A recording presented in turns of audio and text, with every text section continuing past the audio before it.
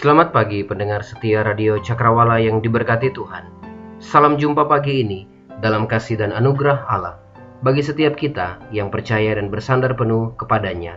Sahabat Cakrawala, sesaat lagi kita akan bersama-sama mendengarkan renungan Oasis Fajar yang akan disampaikan oleh Letnan Yotam. Selamat mendengarkan, Tuhan Yesus memberkati.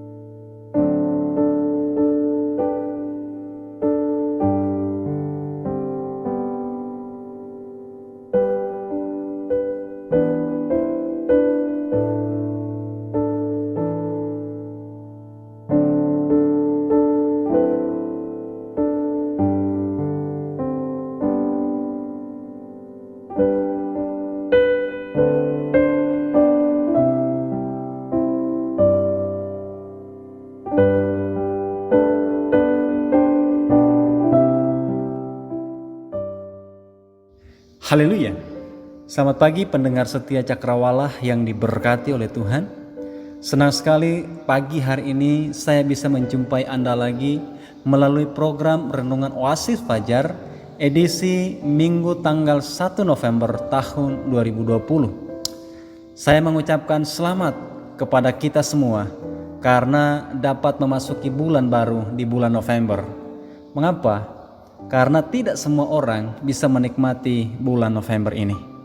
Jadi, kalau kita bisa masuk dan menikmati bulan November ini, itu artinya Tuhan masih mempercayakan kita hidup melalui nafas yang Ia berikan kepada kita.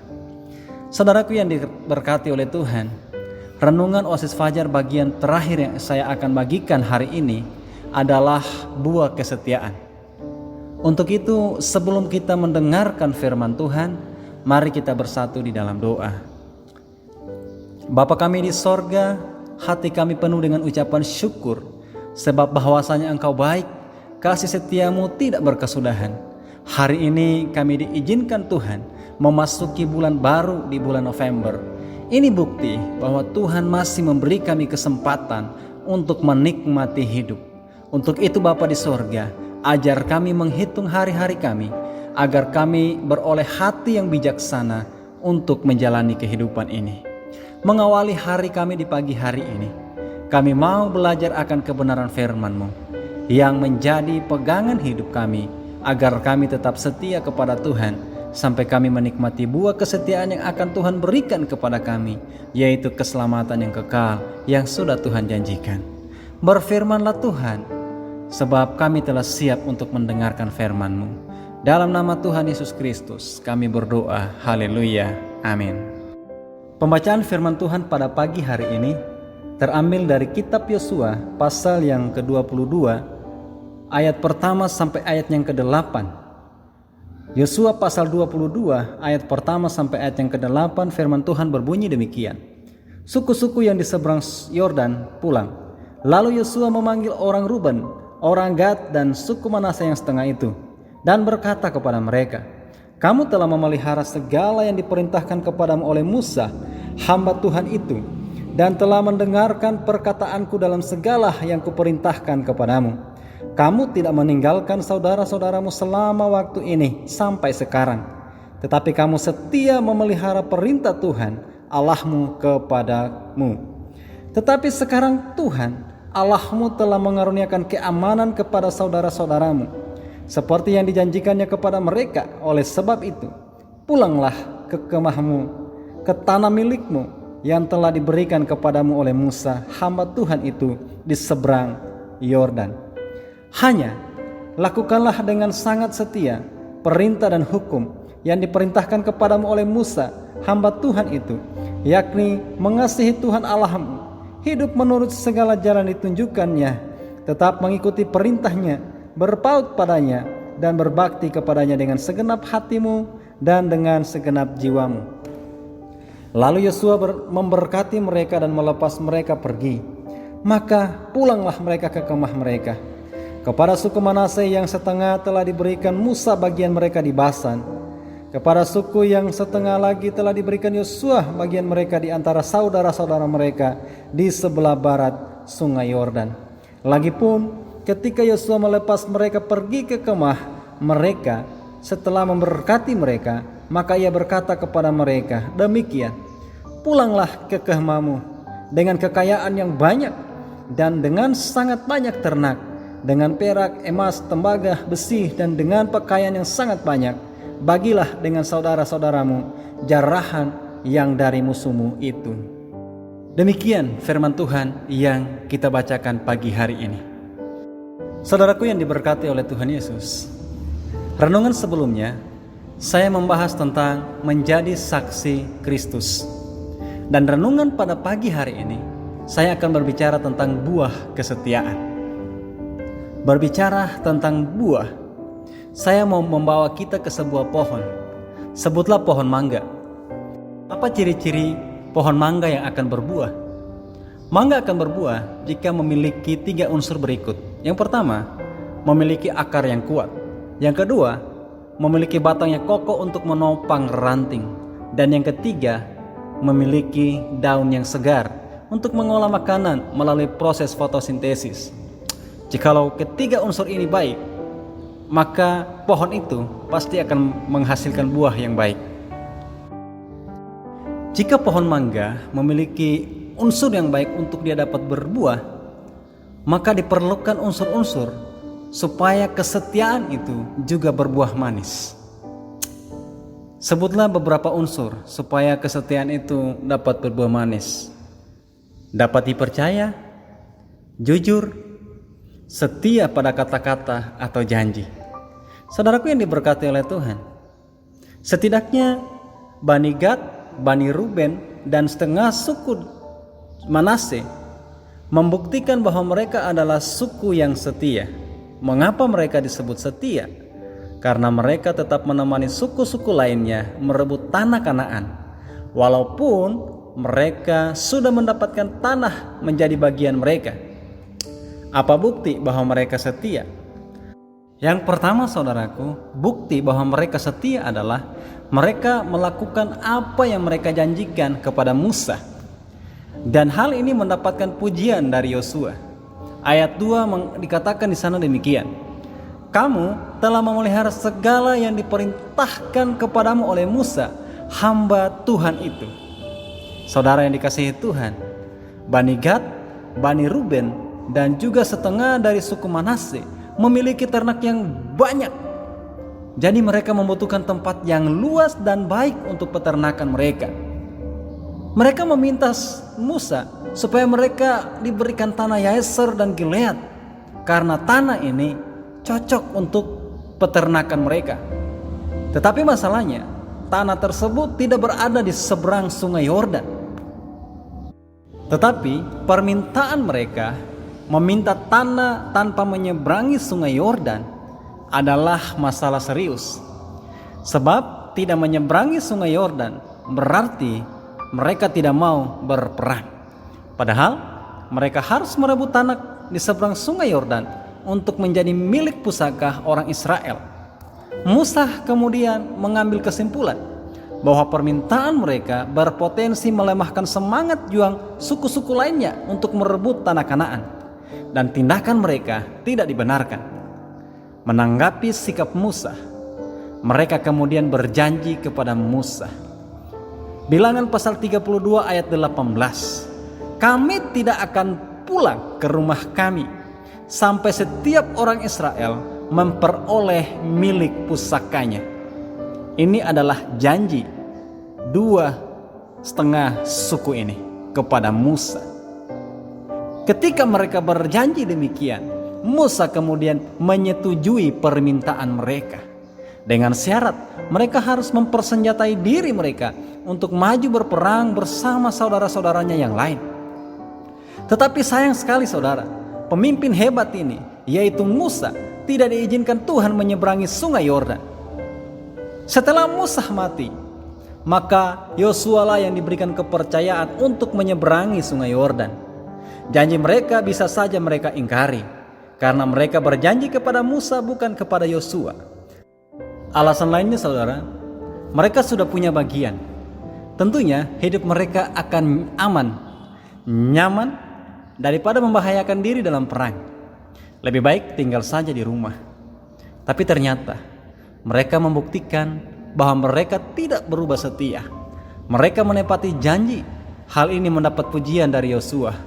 Kamu telah memelihara segala yang diperintahkan kepadamu oleh Musa, hamba Tuhan itu.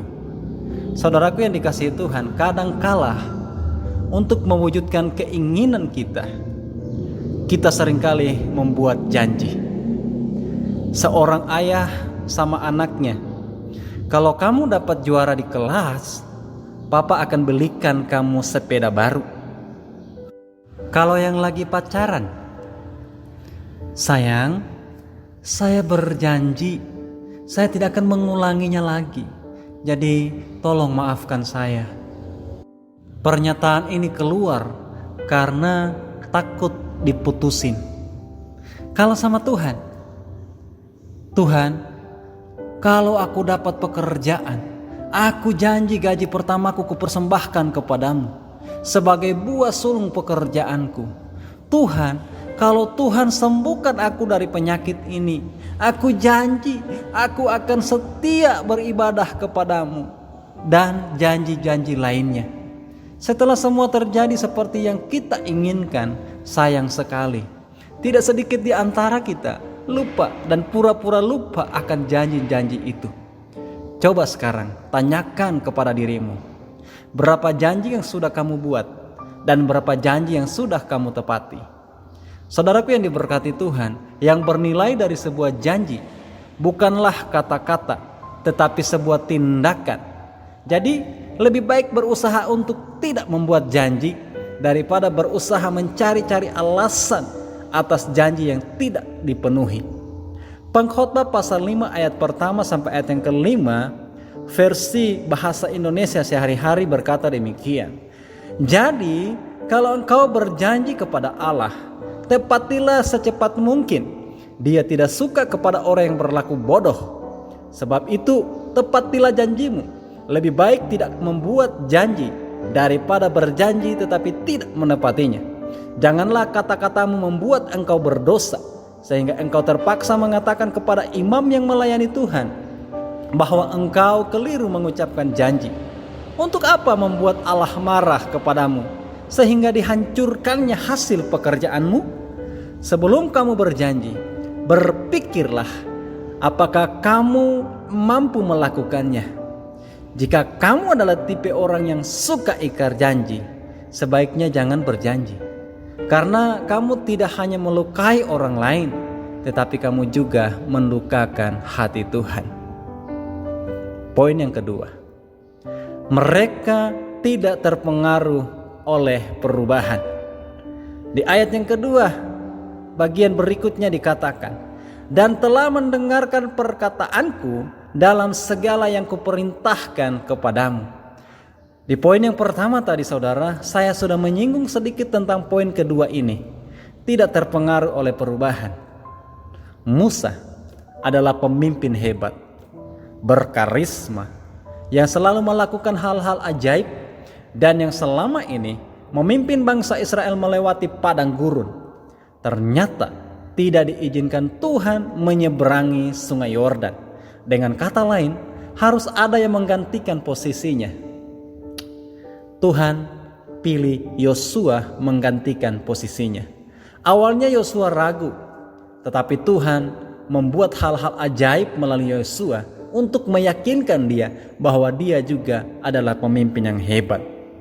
Melalui Yosua, sungai Yordan terbelah, tembok Yeriko runtuh, dan hal ini membuat orang Israel menaruh percaya kepada Yosua. Khusus ketiga suku ini, Yosua kembali memuji mereka. Dan telah mendengarkan perkataanku dalam segala yang kuperintahkan kepadamu. Sebagaimana mereka mendengarkan Musa, demikian juga mereka mendengarkan Yosua. Sebagaimana mereka setia kepada Musa, begitu juga mereka setia kepada Yosua. Tetapi hal yang terpenting adalah bukan kesetiaan mereka memelihara perintah Musa, tetapi setia memelihara perintah Tuhan. Saudaraku yang diberkati Tuhan, transisi kepemimpinan kadangkala akan membawa perubahan positif bahkan ke arah negatif. Tergantung siapa yang menggantikan. Di Korops, ketika terjadi pergantian opsi Korops, kadangkala kita sebagai jemaat menaruh ekspektasi tinggi kepada pemimpin baru kita. Tetapi ketika ekspektasi kita tidak sesuai dengan apa yang kita harapkan, apa yang kita mau, kita mulai ambil langkah mundur ke belakang yang kemudian menghilang dari statistik kehadiran jemaat. Saudaraku, saya mau katakan bahwa tingkat kerohanian kita tidak tergantung pada pemimpin kita, tidak dari orang lain, tetapi tergantung dari diri kita sendiri. Jika perubahan mempengaruhi kesetiaan kita, yang membuat kita berpaling, maka kesetiaan yang kita miliki bukanlah kesetiaan, tapi kenyamanan. Orang yang berubah setia adalah orang yang menyukai rasa nyaman. Karena ketika dia merasa tidak nyaman di satu tempat, maka ia akan mencari tempat lain yang menurutnya lebih nyaman. Orang yang setia adalah orang yang sebenarnya menyukai perubahan. Karena kesetiaan diuji bukan hanya karena rasa nyaman, tetapi juga diuji karena perubahan. Karena melalui perubahan akan membuktikan siapa yang akan bertahan dan siapa yang akan pergi. Poin yang ketiga saudaraku, mereka tetap konsisten. Ayat yang ketiga berbunyi demikian. Kamu tidak meninggalkan saudara-saudaramu selama waktu ini sampai sekarang. Tetapi kamu setia memelihara perintah Tuhan Allahmu kepadamu. Poin terakhir ini ternyata saudaraku, suku Ruben, Gad dan setengah dari suku Manase membuktikan bahwa mereka tetap konsisten, tidak berubah-ubah. Sejak mereka menyatakan janji setia kepada Musa, mereka tidak sekali-kali meninggalkan saudara-saudara mereka yang lainnya berperang sendirian. Mereka selalu ada bersama suku-suku lainnya sampai mereka mengalami kemenangan. Saudaraku, belajar dari 2,5 suku ini mengenai konsistensi. Walaupun dalam kondisi yang sulit, kondisi yang buruk, kondisi yang tidak menyenangkan, mereka tetap setia menemani suku-suku lainnya. Mereka mau hidup dalam sepenanggungan. Mereka mau merasakan apa yang dirasakan orang lain. Mereka mau menata hidup bersama. Mereka mau berperang bersama, agar kemudian hari mereka menikmati kemenangan bersama-sama. Dan ternyata saudaraku, apa yang mereka lakukan berbuah manis. Mereka kini menikmati buah dari kesetiaan mereka. Setelah suku-suku lainnya memperoleh bagian mereka, mereka kemudian pulang ke rumah dan hidup damai di sana. Bukan hanya pulang dengan tangan kosong, mereka pulang dengan membawa ternak, perak, emas, tembaga besi, dan pakaian yang jumlahnya sangat banyak. Saudaraku, bidang apapun yang kita geluti saat ini, konsistensi adalah cara untuk mencapai puncak keberhasilan. pendidikan, pekerjaan, bahkan dalam keluarga. Beberapa waktu lalu saya memperhatikan postingan kerabat saya di Facebook, khususnya di Facebooknya. Tertulis info tentang kehidupan pribadinya yang menarik mengenai keyakinan dan pekerjaan. Tertulis di sana, memiliki keyakinan Kristen, bekerja di ladangnya Tuhan, tapi kemudian berpindah keyakinan. Hal ini sungguh menyedihkan, karena saat ini saudara, begitu banyak anak-anak Tuhan yang hidupnya tidak konsisten. Sampai-sampai dalam hal iman pun konsistensinya tidak ada. Pada akhirnya mereka berubah setia, tinggalkan Tuhan yang kemudian mencari kenyamanan di tempat lainnya. Sayang sekali, akhir hidup dari seorang yang tidak konsisten, yang kemudian berpaling dari Tuhan yang hidup, adalah maut. Di jalan kebenaran terdapat hidup, tetapi jalan kemurtadan menuju maut. Amsal 12 ayat 28. Saudara, iman bukan sebuah permainan. Iman berbicara tentang hidup kekal. Jika kita mempermainkan Tuhan Yesus yang telah rela mati bagi kita, kemudian kita menyangkalinya dan kita tinggalkan Dia demi kenyamanan dunia ini, apa jadinya nasib kita di kemudian hari? Pertanyaan ini silakan dijawab.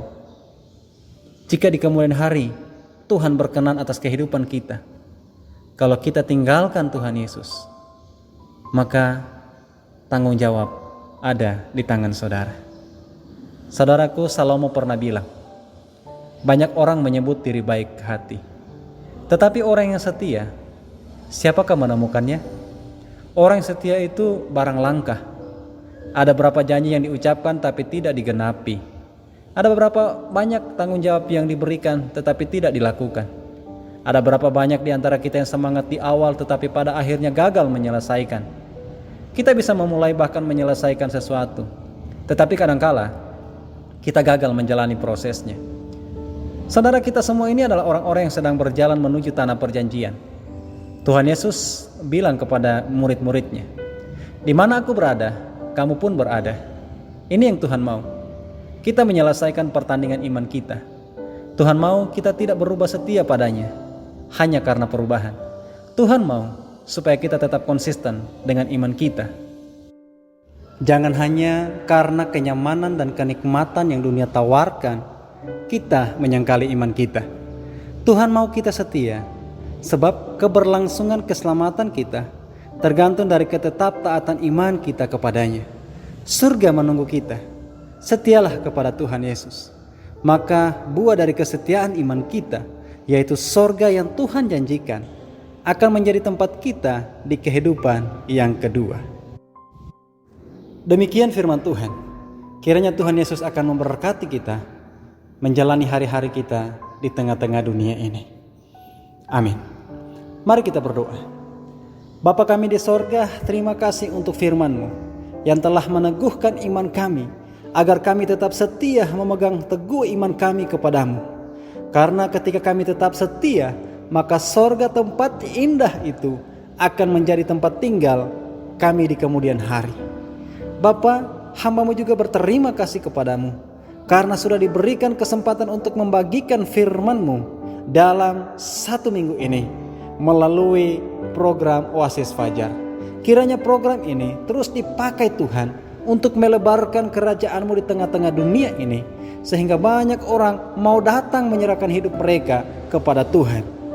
Berkati hamba-Mu Letnan Jeffrey Manangsang yang Tuhan percayakan mengelola Radio Cakrawala dan semua tim yang melayani di Radio Cakrawala. Kiranya berkat-Mu terus akan dilimpahkan atas kehidupan mereka. Ini doa dan ucapan syukur kami Tuhan. Dalam nama Tuhan Yesus kami berdoa. Haleluya. Amin.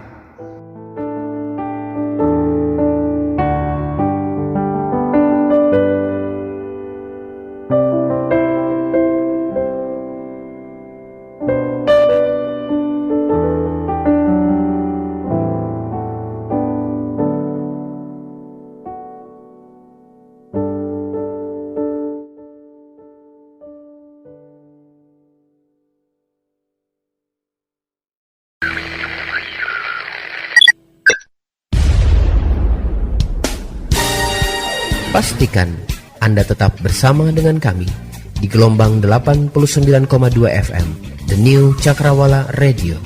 God bless us.